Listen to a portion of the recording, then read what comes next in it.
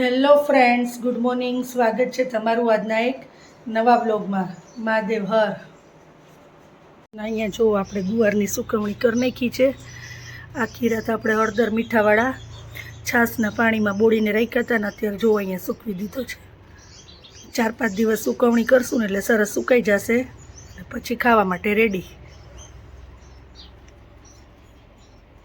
તો આજના જમવાના મેનુમાં છે સરગવાની સિંગનું શાક, સૂકી ભાજી, મગ, ભાત, રોટલી, પાપડ, કેળા, ગુવારની કાચરી, તળેલા મરચાં, કાકડી, કાચી કેરી અને છાશ. તો આટલું છે આજના મેનુમાં. તો અત્યારે બધાને ભૂખ લાગી હતી તો જો અત્યારે લેવા છે મોમોસ. એમાં 2 મોમોસ છે, એક વેજ છે અને એક ચીઝ મોમોસ છે અને સાથે છે ચટણી અને આ છે સ્પ્રિંગ રોલ. તો ચાલો હવે બધા નાસ્તો કરી લેશું. અને અહીંયા હેતુએ ચા લઈ લીધો છે, મેં પી લીધો છે અને હવે આ લોકોને બાકી છે ચા પીવાનો. તો ચાલો બધા નાસ્તો કરી લઈ અને ટેસ્ટ કરીને કહી કે કેવા છે. મારું આ ટોમી છે ને એને શરદી ઉધરસ થઈ ગયા છે તો એના માટે આપણે એનિમલ હેલ્પલાઇનવાળાને બોલાવ્યા હતા ને તો દવા દઈ ગયા છે. તો આ દવા આપણે જોવાને આઈસ્ક્રીમની ડબ્બીની અંદર નાખીને રોજ ખવડાવી છે, કેમ કે એમનેમ તો દવા દઈ તો એને ખબર પડી જાય તો ખાતો નથી. એટલે એના માટે જો વેનીલા ફ્લેવરનો આઈસ્ક્રીમ લઈ આવ્યા છીએ અને એની અંદર આપણે દવાનો ભૂકો કરી નાખી દીધો છે.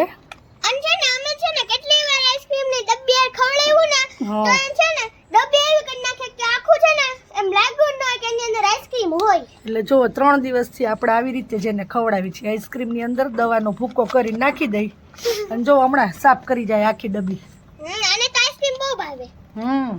અને દવાઈ ખાઈ લે એટલે ઈ બાને વાંધો ન આવે ને. પછી તમને દેખાડું એકદમ ડબ્બી નવી લાગશે. કેમ કે જો અગર આપણે કે ઓલી શું કહેવાય ફેક્ટરીમાં જાય તો ની આખી ડબ્બીમાં પછી આઈસ્ક્રીમ નાખે ને તો આખું એવી રીતે કરી નાખશે કે આખી નવી હોય એવી રીતે.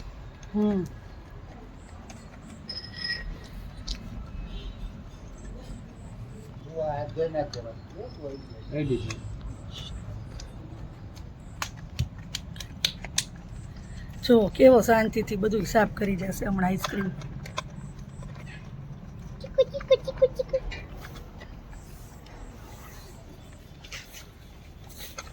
હજી કેટલી છે દવા? હજી હવે 2 દિવસ. ઓહો, 2 દિવસ આઈસ્ક્રીમ બેક છે. વાહ, જો આખી ડબ્બી વાની પૂરી કરવા આવ્યો જો. હા ને હમણાં લાસ્ટમાં હું તમને દેખાડીશ આખી ચોખ્ખી આવી જશે. તું નોટતી હો. પપ્પા દેખાય છે.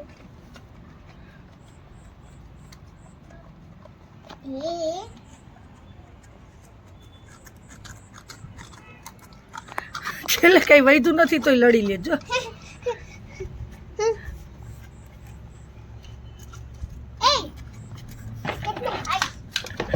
હશે એમાં તો જ ખાતું. આ રહ્યું છે જો.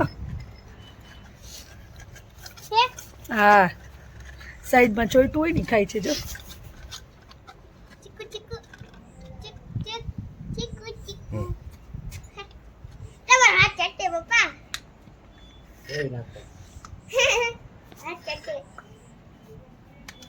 નમ નમ નમ નમ નમ નમ નમ નમ. સાફ કરી નાખી. નમ નમ નમ નમ નમ. જો બધો આઈસ્ક્રીમ સાફ કરી ગયો જો, ખાઈ લીધું. અને જો અવાજ આવે છે ને એવું કરે જો અત્યારે તમને સંભળાતું જશે. બસ આવો અવાજ જ આખો દિવસ કરતો હોય જો. એટલે એના માટે આ દવા એને આપી છે આપણે. અત્યારે આ ઉધરસ ખાય જ છે ટોમી. જો તમને દેખાડું. ભાગો ભાગો ભાગો ભાગો. હા, એની આપણે એને દવા આપી છે.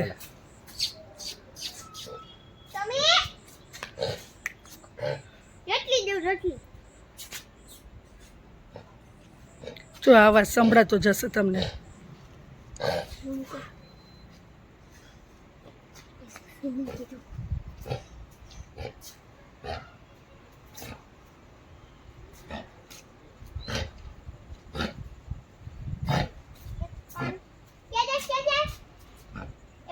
આજના જમવાના મેનુમાં છે ટેસ્ટી વઘારેલી વેજીટેબલ ખીચડી, સાથે છે ભાખરી, છાશ, દહીં અને કોઈને રોટલી ખાવી હોય તો રોટલી. તો આજનું મેનુ આટલું જ છે, કેમ કે સાંજે અમે લોકો બધાએ કર્યો તો નાસ્તો મોમોસનો, સ્પ્રિંગ રોલનો. હા, એટલે અત્યારે કોઈને એટલી બધી ભૂખ નથી, એટલે આજે આપણે આટલું જ બનાવ્યું છે.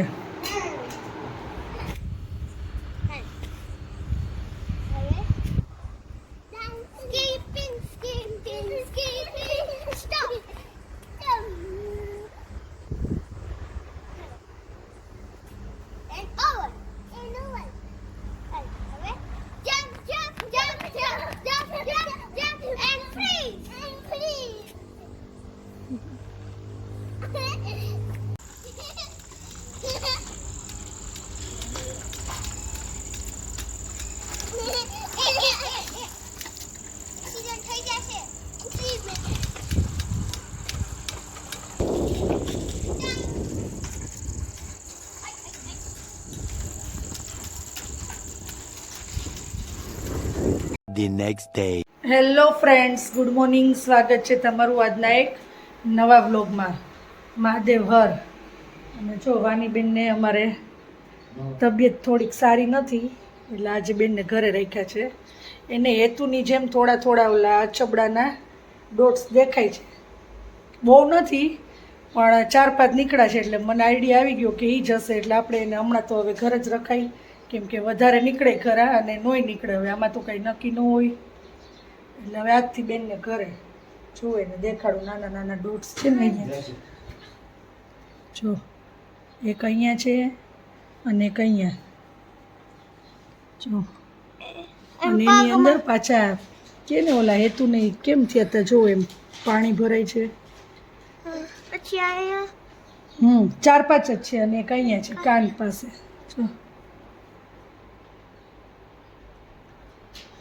એટલે અછબડા હોઈ શકે, અને કેમ કે ભાઈને થયા હતા હેતુને, તો એની બાજુમાં જ ધ્યાન તો રાખતા, પણ તોય ઘરમાં હોય એટલે એ તો આવવાની શક્યતા રહીએ. એટલે થઈ ગયા તોય કાંઈ વાંધો નહીં. હવે થઈ ગયા તો હવે પછી તો નીકળે નહીં. અને અમે અત્યારે હવે એક્ઝામ તો પૂરી થઈ ગઈ છે, વેકેશન જવું જ છે થોડું ઘણું તો કેમ, એટલે આરામય થઈ જાય, વાંધો ન આવે. હવે 1 વીક જ જવાનું છે, પછી તો એમનામાં વેકેશન છે, એટલે 5 દી ધ્યાન રાખી લ્યો એટલે વાંધો આવે નહીં. તો આજના જમવાનું મેનુ છે ગુવારનું શાક, ભાત, છાશ, રોટલી, પાપડ, ગાજર મરચાંનો સંભારો, અપમ, દાળ, કાકડી, કેળા, કાચી કેરી, તળેલા મરચાં અને સાથે છે દહીં. તો આટલું છે આજના મેનુમાં. પાણી બેન જો, હવે અત્યારે તો હવે એને 5 દિવસનું એમને વેકેશન જ પડી ગયું છે, કેમ કે નીકળ્યા છે એને થોડા થોડા અછબડા, બહુ ઝાઝા નથી, જેટલા હેતુને નીકળ્યા એટલા. અને હવે 1-2 દિવસમાં નીકળે તો ખબર પણ નહીં. અત્યારે તો 4-5 ડોટ દેખાય છે. તો બેન જો હવે આખો દી તો કરે શું ઘરમાં ને ઘરમાં, કેમ કે હવે બહારે જવાય નહીં, ગાર્ડનમાં ન જવાય રમવા, ઘરમાં જ રહેવું પડે. એટલે એની એક્ટિવિટી કરે છે. ને જો અત્યારે રમે છે, એ એના બ્લોકથી રમે છે. હમણાં લઈ આવી ઉપરથી, અને હવે અત્યારે બ્લોકથી જો કંઈક બનાવે છે. કાવાની શું બનાવસ?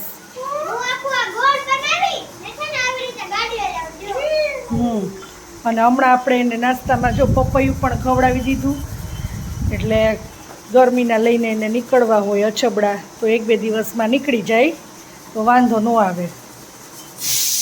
ને પછી ઠંડક કરવાની વાની હો ને. તો અત્યારે જો બેન રમે છે અહીંયા એના રમકડાથી. પહેલાં કિચન સેટથી રમતી હતી, અને હવે આ બ્લોક કાઢ્યા છે ને. અને આપણી અહીંયા રસોઈ ચાલુ છે. એટલે આજે બનાવવાનું છે ખાલી ખીચડી, શાક અને રોટલી ને ભાખરી. તો આમાં ખીચડી મૂકી દીધી છે, એકમાં શાક ખાઈ છે, ને હવે જો અહીંયા આપણે રોટલીની કરી લેશું.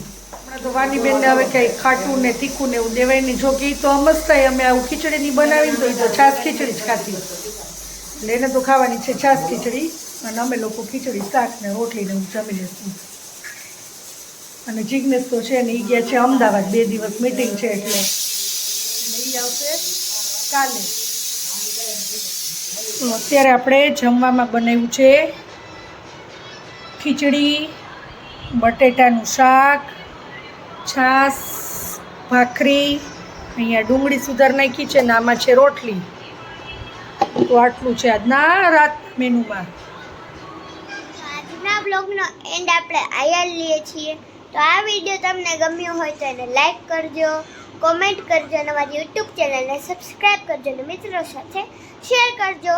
Good night, Mahadev Har. કાલે મળીએ નવા બ્લોગ સાથે. ત્યાં સુધી bye bye. Thanks for watching. By.